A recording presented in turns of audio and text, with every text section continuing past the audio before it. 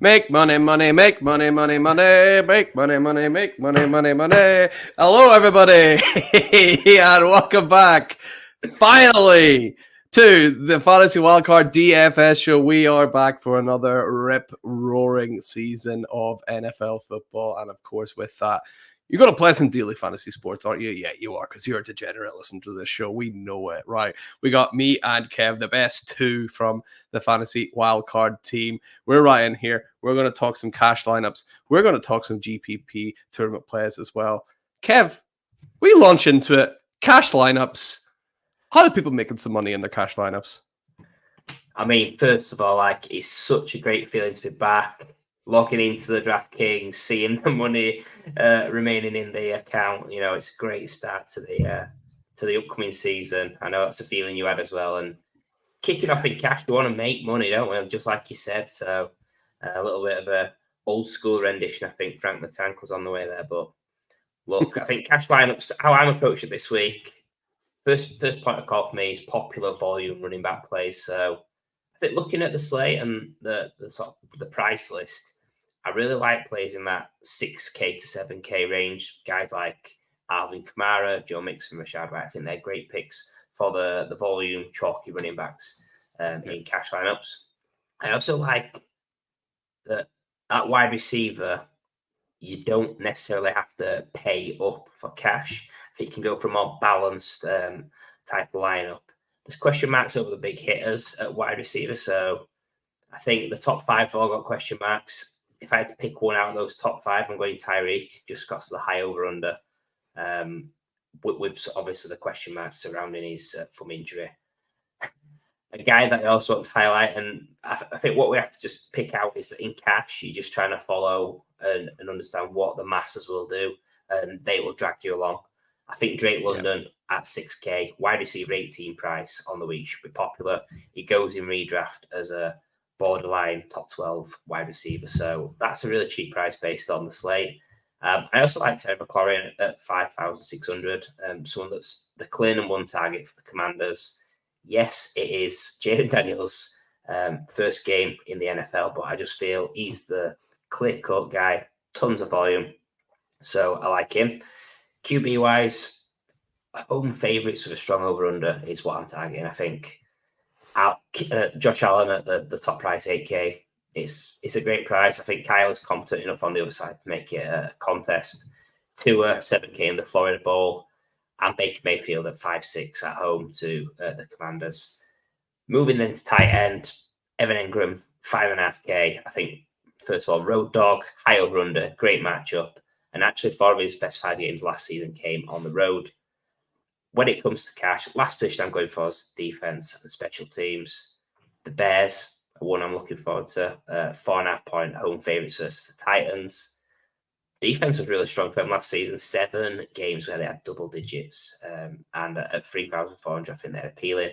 The other one which I think will be chalky is the Chargers, 2,900 at home to the Raiders. Look at the QBs, Minshew and the Madden regen. So I think it's a chalky pick. Plus, I think they'll have something, they'll have a point to prove, because last time they played the Raiders, they got 63 points hung on them. Yeah, definitely. Just for whatever reason, there when you call Evan Ingram a road dog, it just flashbacks to 90s WWF, right? And just with Road Dog and Billy Gunn coming out, let's hope they can recreate that one day, Kev. That'd be better call somebody. Yes, absolutely. I'm sure they definitely did that after Urban Meyer was their coach. They needed to call several people.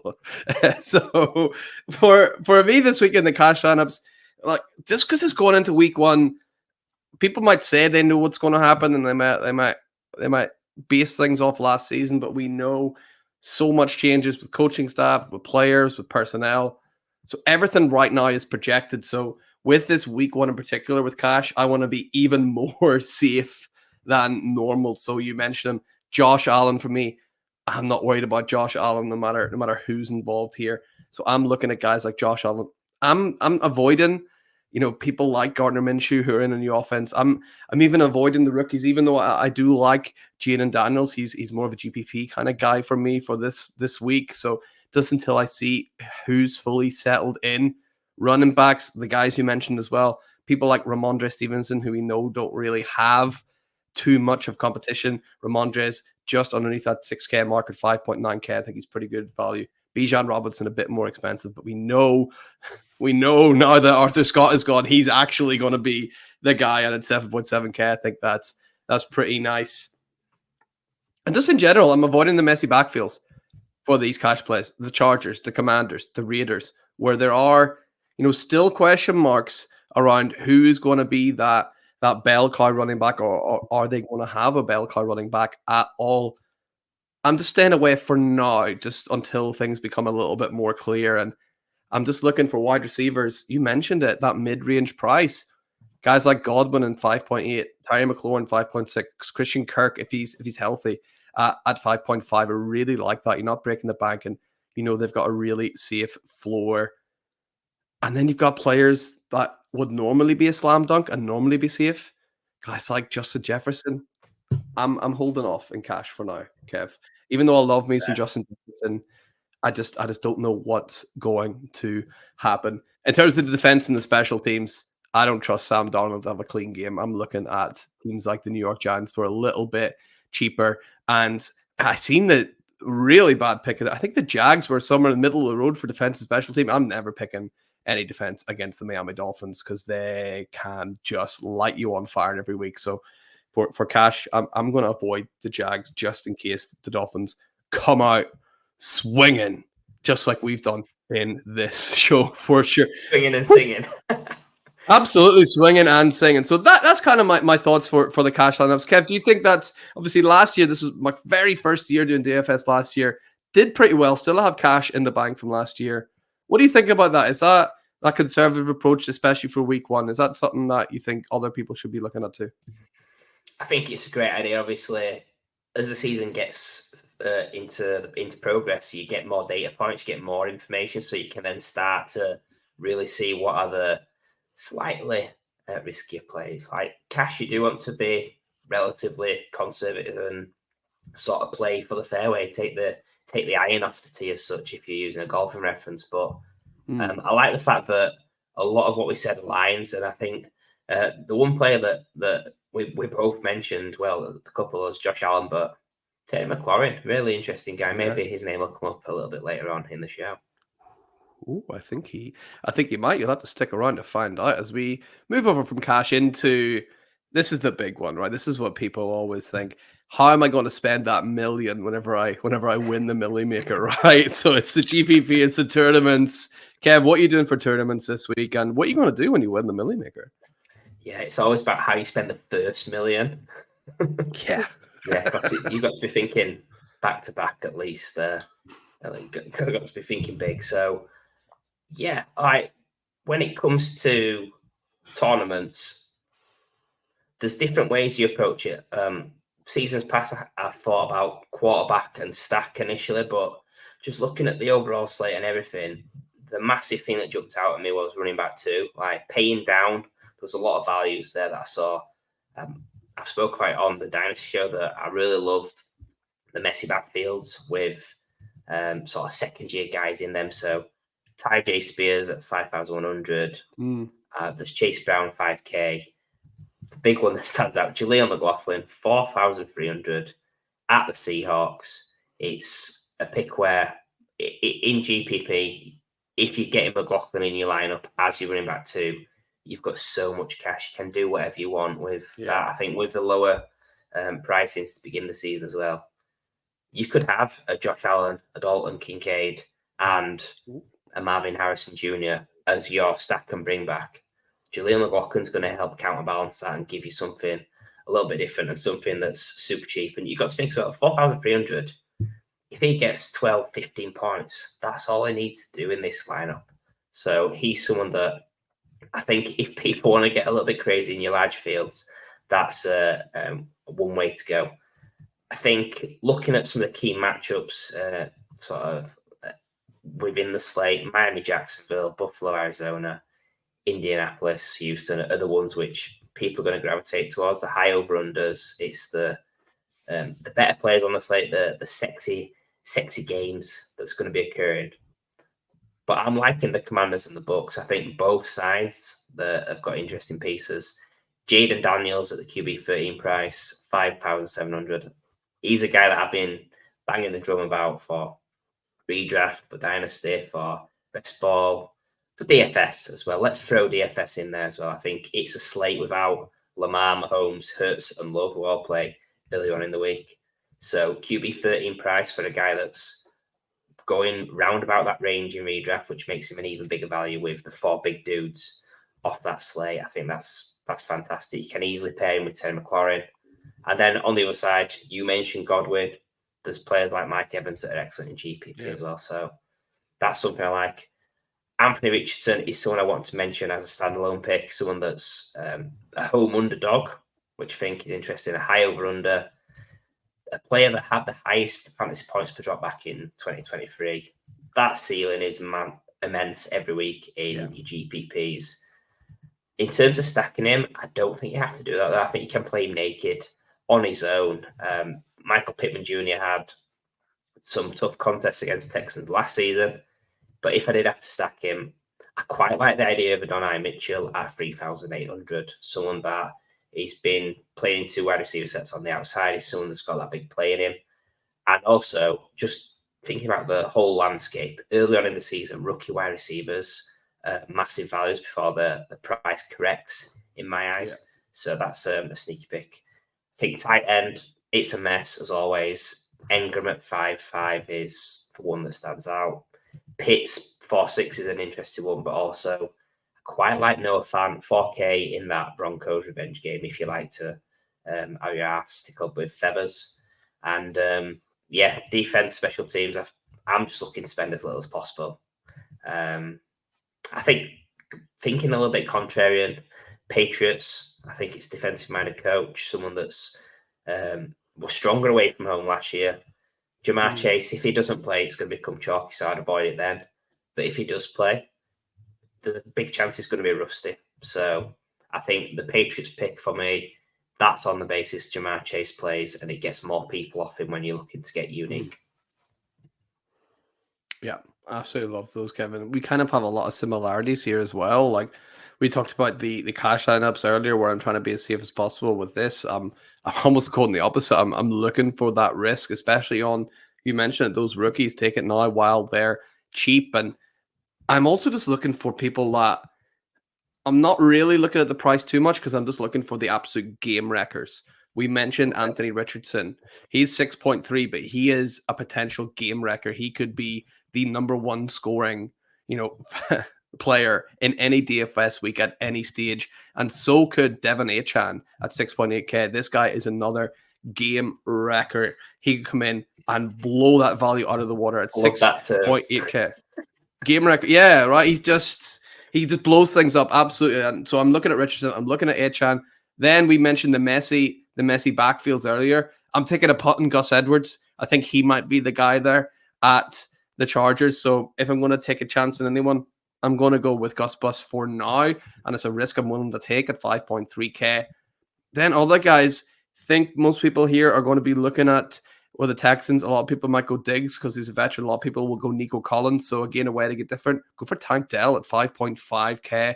Another guy that has come in and done really, really well. Has a great rapport with CJ Stroud. So I like to think they want to get Tank Dell up and running again for the season.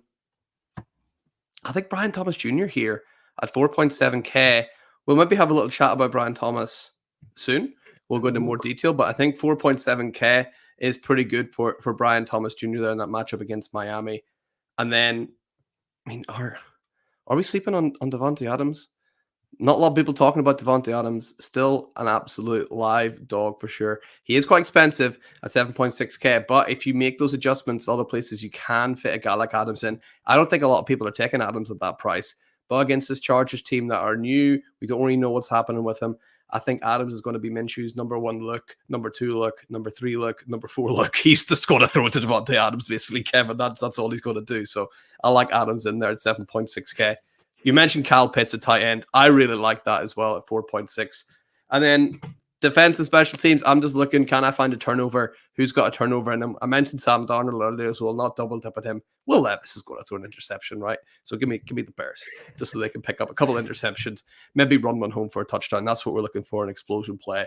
I think Will Levis might hand it to them on a silver platter. So that's why I'm going with the Bears in my GPP lineup. And for those people who listened last year, you'd think that's the end of the show, but it's not, because we have 2 more little segments for you. We've got, of course, this is the Fantasy Wildcard Network, so we got some wildcard picks for you. And Kev, we're thinking pretty similar here, right? We're very similar on this one. Yeah, I think for the wildcard pick, it's all about the breakout player, that sneaky boom possibility. Maybe someone that's not right at the front of your mind. Someone that, yeah, there's risk attached, but there's also massive upside. So I've gone for Gabe Davis at 4-5. Traditional boom bust guy, someone that had 5 games at 20 plus points last season, another 5 at 0 points. I like this fact because it's a massive over-under that he's in. It's a game that it is going to be popular. I think there will be some Brian Thomas Jr. hype. Hold that thought. That's 4,700. Obviously, got that mentioned a few moments ago. And I think there's going to be other options that are popular in this game. Players like Christian Kirk, Kevin Engram have also both had shouts on this show today. I like the fact that Davis he's got previous against Miami, where he's had a couple of big games from his days at Buffalo. But the reason I'm going for this wildcard pick because low ownership in a big field for me. I think people will gravitate towards the game. They'll want to do something with Trevor Lawrence, and it's probably going to be Evan Engram or Christian Kirk, the first point of view. And if they're getting a little bit cheeky, Brian Thomas Jr. I think if you want to get even more cheeky, Gabe Davis would be that pick. Yeah, I've gone for the aforementioned Brian Thomas Jr. He is, 200 more expensive, but for some reason, and this is maybe a complete fool's errand here, Kev, because we all know that predicting touchdowns in the NFL is next to impossible. But Brian Thomas Jr. led college football in touchdowns last year. He was a freak in the red zone. Calvin Ridley is vacating one of the highest amount of red zone targets in the NFL from this team. I mean, it's right there for him, right? I think he's slightly better in the red zone even now than Gabe Davis ever has been, even though that was kind of Davis's thing. I just think you can rely on Brian Thomas Jr. to get a touchdown in a game more than you can't. I think he's going to have a really good season in the red zone as a rookie. Might not tie it all together in other places, but at 4.7K, if he gets a touchdown, then everything else is a bonus from there on out for me. So I think he's in there. He can get that touchdown to match that price and go from there. Hey, might even get 2. Kev, we're both smart guys, so Davis is going to get a touchdown. So is Brian Thomas Jr., right? And this is the thing, like, both of these are great picks because they're ancillary pieces in a great offense in a high over-under. And it might just be that if you're playing a game type like a Hundo where there's 100 people in it, you might want to just go for a Brian Thomas Jr., someone that's a little bit more popular, that's got a better a better median outcome on the week. If you're getting in the milli maker, you think, right, there'll be a lot of people on Brian Thomas Jr. Let's get even more silly and let's go for Gabe Davis. I think they're both great plays in their own way. It's just one might be slightly better in a certain contest than the other. And I think that's why they're both excellent wild card picks, if I don't say so myself as well, Kev. And now onto our final segment of the show. It's not the wild card picks, it's the star picks. This is the player that myself and you and Ali as well, when his house is no longer underwater, will choose that we think is going to be the player that most outproduces their value. So, for example, if they are 4K on a running back, and they're getting 8 fantasy points. They've doubled their value, right? Everyone's sticking with me. I think people are sticking with me here. Yeah. So it is also a charity tournament as well, Kev, right? Yeah, so we've decided to put our money where our mouth is, and we've yet to determine what the exact terms are, but whoever's the winner at the end of the season, they'll pick a charity, the other two make a contribution. And yeah, we'll see. We'll see who wins, who's got the bragging rights.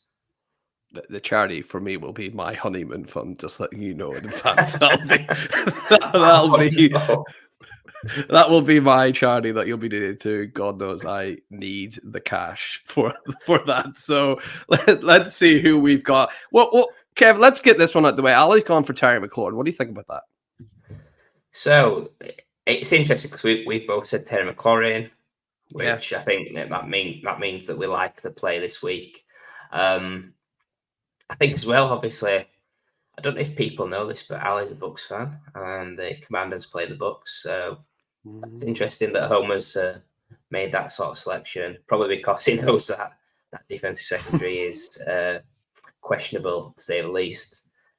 Yeah, it's an interesting pick. I like it. I think at that price, he's playing the game that he's got the cheapest out of us three, and it means that in terms of fantasy output for points, he needs less to get to a certain amount than us, who've obviously spent more. But it might be that ours have got a better sort of median outcome as well. So yeah, I like the pick. I think we've both spoke about him, and it's sadly a good pick from Ali. Yeah, he's gone for the cash approach here, right? He's taking the cash pick, and he's going to steadily try and build up those points. Not me and you, Kev. We've gone for some old favorites from this show. Do you want to talk about your pick? We both love this guy. Yeah, I mentioned him. He got a little shout out in his own mini section. Anthony Richardson, someone that every week he's got QB1 upside from the limited amount of play we saw last season. 6,300. Like, honestly, he can have 25, 30 point weeks pretty comfortably, I feel it, in time. Like, we still don't truly know how the pass game will look, but I'll tell you what, I believe in Shane Steichen, a guy that's worked with some of the best dual threat QBs, with Jalen Hurts, Josh Allen, etc. I believe in Anthony Richardson. I believe in Shane Steichen. I think, look, they're playing the Texans. There's a lot of hype for CJ Stroud. The Texans are projected to win as well, so I think playing from behind is a good thing for Anthony Richardson. Pass volume, when you're passing more, there's more dual threat upside as well. And also the pace of play, I think, is going to be it's going to be a really fast offense in Indy. And playing week to week, it takes away that injury concern that the long-term durability is an issue, but you're playing 1 week season every week. So that's my pick, Anthony Richardson. Let's go. Yeah, I love that pick. That was going to be my pick, but I didn't want to do the exact same as you, Kev. So I've gone for the other guy I described as a game wrecker earlier. That's Devon Echan. Get the tables. 2K, no, sorry, not 2K, 0.5K, more expensive. So a bit riskier, QB going up against running back, but I think Echan has the ability to blow that price out of the water if the Dolphins use him properly. And that's it, guys. Easy as that. You're welcome for all the cash we have just made you. Please make sure that you send all those welcome notes to @Wildcard DFS or, of course, Fantasy Wildcard over on Twitter. Kev, great show, right? We've absolutely smashed it. I think when we get into a bit further into season, we can talk about sort of what the bet is and what charities it's going to. Obviously, Ali couldn't be bothered to turn up tonight, so we'll have a think. It was a little bit ad hoc, but it's going to put a little bit of pressure on us. And obviously, if there's anybody listening that wants to get involved, you can't be part of our betting, but you can make your own star picks and see how you sort of balance against those. How you fare. Absolutely. So it's going my honeymoon fund. We're going to repair the water damage. Can't say that, Max. People will believe you. And we're going to get Kev some new lovely DLF hoodies as well. What a great time by all though. We'll pick a nice charity. Don't worry, guys. Right, thanks for listening. See you next week. Good luck.